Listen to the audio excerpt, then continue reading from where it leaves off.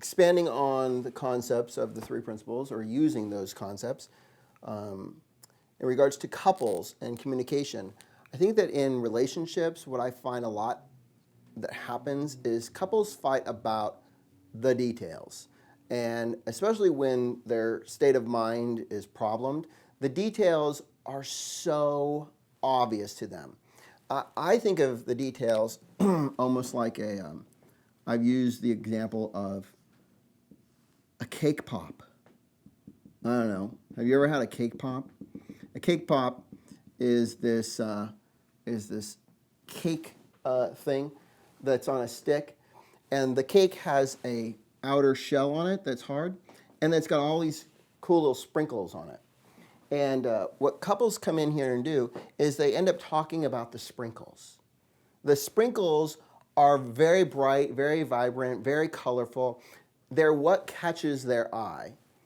And the sprinkles end up becoming very, very apparent, really because of the thinking that's happening at the time that they're trying to communicate. What they don't know is that there is a depth. We'll cut out a sliver here. There is a depth beyond the sprinkles. And the depth beyond the sprinkles are you go from the hard candy shell and the sprinkles to this inner shell to finally you get to the cake, right?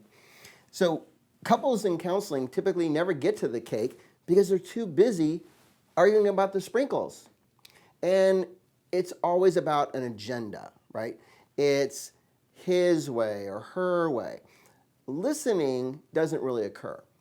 Listening is really curative, and when people really get what listening is, they go beyond the sprinkles. So we talk about listening for not knowing. We go back to the nothingness. If I'm listening for knowing, then I'm really only listening to my thoughts, right? My way of thinking. I'm not really hearing my partner authentically without stuff on my mind. For instance, Renee and I went to a workshop with Sid, and to start off the workshop, the whole entire first day was about listening. And this was Renee's first workshop that we went to up in San Jose.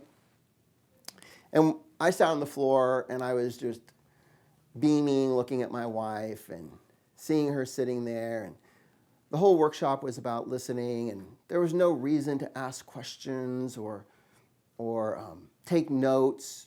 In fact, that's what they stated, don't even bother taking notes, just be and listen. And as I'm sitting on the floor looking up at her, halfway through the talk, she raises her hand. Oh, why are you raising your hand? What do you have to say? And I went instantly to my mind going from just this simple place of awe to now judgment and criticism. So she started talking, and I started counting her ums. She said and another and I couldn't make sense of what it was she was saying. I became so caught up in my thinking that the authenticity and good feeling that I had about my wife flew out the door because I was caught up in the judgment and the criticism and just the busyness of my own mind about her. And it dawned on me, wow, I'm not even listening. What I am now doing is listening to the internal dialogue of all of my thinking, and my entire sense of well-being plummeted. It was so cool to be able to see that in the moment. Doesn't happen often.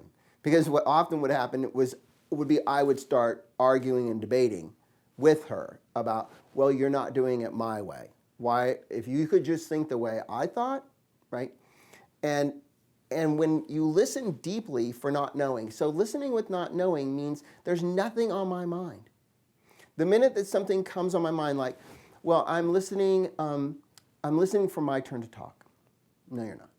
I'm listening for what it is I need to remember to say because of what you just said, right?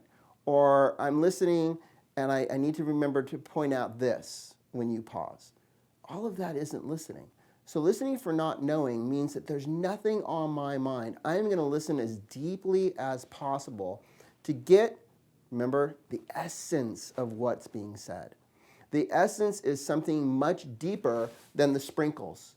And listening more deeply, in doing that, there's nothing that needs to be said. There's nothing that needs to be fixed. The problem kind of sorts itself out.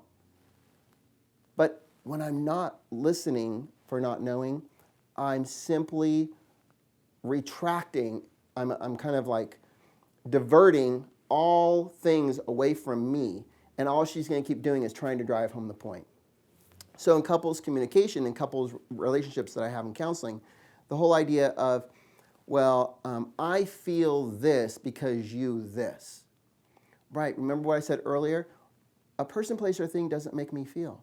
So setting it up to where I feel blank when you blank versus let me tell you about some of the feelings I have that might be coming from some of the thoughts that are happening. Right? Here's some of my crazy thinking. We don't need to go into the details about the crazy thinking. I can simply tell Renee, you know what, I have to be honest right now, my mind is not in such a good place. If I can say my mind's not in such a good place, do I really need to go into what it is that is not the good place that my mind's in?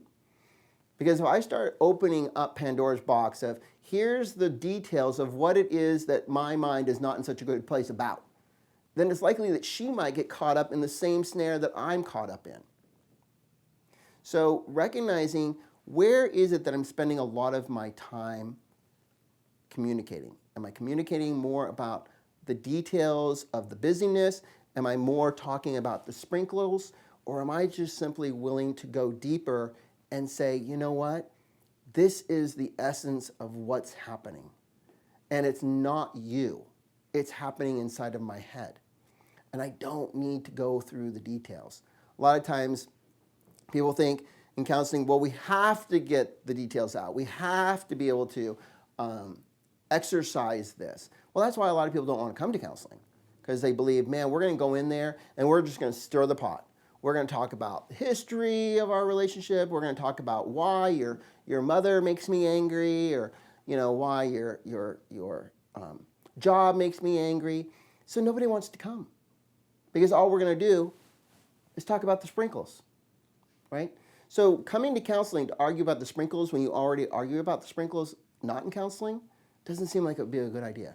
Coming and learning about the three principles and about how it is that our thinking is creating our perception of reality. It's not him or it's not her. It's the movie projector, right? It's my thinking that's causing this to look the way it does. So where are you spending your time? A lot of couples would say to me, well, this is just a lot of work, right? Listening deeply and listening for not knowing, that just sounds like it takes a lot of work. Well, where do you want to spend your time, right? Measure twice, cut once. Are you more willing to spend your time on the back end, fixing it and cleaning it up? Or what if on the front end, you just were willing to listen and be present for your partner, right? As a man, I'm a fixer. And when Renee would come home from work, she would be angry at this or angry at that, and I would take it personally. I'd say, oh, that's fine, I have a 5-gallon thing of gasoline. I can just go soak the carpet, and we can burn down the building, and we can go work at Albertsons, right? And she would get frustrated and say, you don't understand. Oh, I understand, you're complaining. Yeah, I get it. Sprinkles. And then when I realized, oh my gosh, there's 2 different modes of operation. And now I ask, is this something you want me to listen to or something you want me to do something about, right? She never was asking me to do anything. But am I willing to give up doing, because that's what I'm so familiar with and habituated to, and just listen? And realizing that listening is curative. Because when people feel heard, a lot of their problems go away. At a workplace, man, I might not be able to solve my employees' problems because I'm the boss. But my employees, when they feel heard, they feel respected, honored. They just have this good feeling about working when they feel heard. And I really haven't done anything. So listening is so important, and listening for not knowing being willing to dive below the sprinkles and being able to see the sprinkles for what they are. They're just my state of mind. And if I calm down, I can hear something much deeper. So couples communication and couples therapy is great, and constantly reverting them back to how it is that their thinking is creating their perception of reality. It might not be their partner. Another great example was my first year of marriage, I have to be honest, was kind of the worst year of my life. Because I was single and I had a house, and I thought, hey, the way I do things works. And therefore, getting married to Renee, well, she should jump on board and do the same things that I do, because after all, they work. And so there would be I'm kind of compulsive a little bit about things, especially because I had been doing them for a while, so they were familiar to me, but they weren't familiar to her. So she would walk past a pile of laundry from one side of the house to the other side of the house where the washer and dryer was, with absolutely nothing in her arms. Well, I would be sitting there, caught up in my thinking, the sprinkles, and I would say, what are you doing? And she said, what are you talking about? You just walked past the pile of clothes to the other side of the house where the washer and dryer is. That's a waste of a trip. You could have been productive and just taken them to the other side of the house. And guess what she said? She said, oh, I didn't see them. Oh, really? You didn't see them? Are you kidding me? These conversations would most often happen late at night, and they would disintegrate, right? All we would do is grind on and grind on and grind on. And then finally, unfortunately, she would start to cry, and she would say, okay, I'm going to try to do better. Okay. So because she said she would try to do better, I woke up the next morning looking for what it was she said she would try to do. And lo and behold, she didn't do it.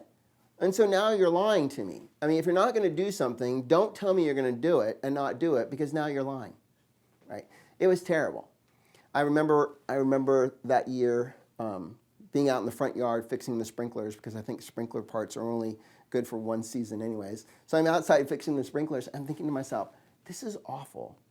I haven't been married for very long, and I really can't stand this. And then I thought, well, but wait a minute. How can the person that I loved so much and cherished so much and who was my best friend, how can this person now all of a sudden be this horrible terrorist that was working against me? How could it happen that quickly? Okay, well, I'm not going to get a divorce. So maybe it's not true that she's doing this. Maybe there's a way around it. So I ended up coming up with, I called it the thank you game. And the thank you game, I was going to thank her for the things that I could see that she did. Right? A challenging game to play, considering I didn't think that she did anything. Right? So I started thanking her very authentically. Right? It wasn't a game to me. It was, I wanted to see myself change my way of thinking. So thanking her for what she did, I was hoping would bring about a change of heart. So I thanked her for what I thought was the little things, like pulling the car into the garage, right? Or emptying the dishwasher, right? Versus using it as a second cupboard, right? Don't just take out one thing and use it. No, they're clean. Take the whole thing out. Or, I know this sounds maybe too personal, but for me, it's important. When there's a new roll of toilet paper on the thing there, that's amazing, because that roll that's practically empty serves no useful purpose. And when I'm looking for it, I need it now, and I don't want to go hunting. So thank you for putting a new roll on that. Or toothpaste. Oh my gosh, squeezing the toothpaste tube, right? So that it was out versus all over the place. Right, she did all of those things, and I thanked her for it. So 3 things happened from my game. Number 1, I started recognizing more of what she was probably already doing. Or number 2, she started doing more. But the one that made the biggest difference is I was happy. So if I was happy, do the other 2 really matter at all? Right? Because if I started trying to figure out why it was I was happy, I'd probably screw it up. So being thankful and being happy continues to this day, 26 years later. And thanking her as much as I can for everything, even the little stuff, has been something that has been amazing. So going beyond the sprinkles and seeing something more deeply, seeing that I wanted to feel happy. And if I want to feel happy, if I want to have happy in my marriage, I should be on the lookout for that. Because what I was doing prior to that is I was on a scavenger hunt for what was wrong. I was looking for everything that I could find that was wrong. And then guess what? I found it. And guess how I felt? Horrible. Right? So when I changed the scavenger hunt to be on the lookout for what's good, because when I became knowledgeable that there's something good, I found what was good and I felt good. So which scavenger hunt are you playing in your relationship? The scavenger hunt of looking for what's wrong or the scavenger hunt of looking for what's right?